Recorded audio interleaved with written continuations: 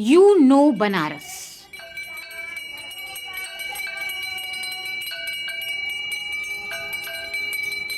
It's a center of Hindu faith, of temples and prayer.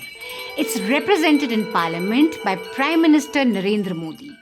But this city that you know so well is changing. आप सबसे अनुरोध है जो दुकानदार हैं वर्गीकरण की कार्रवाई शुरू होने जा रही है। आप लोग अपना सामान हटा लीजिए।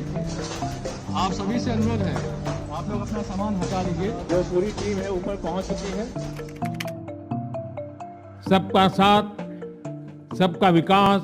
Who is this Vikas built for and what does your average Banaras-wasi think of it? And is the man they voted for listening to what they're saying? In this 3-part series, we will document this transformation. Vikas over people, pilgrimage for optics. Is faith a logistical problem? Do you care about heritage? Do you care about faith?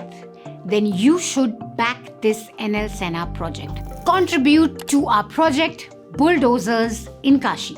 Scan this QR code or visit the link in the description.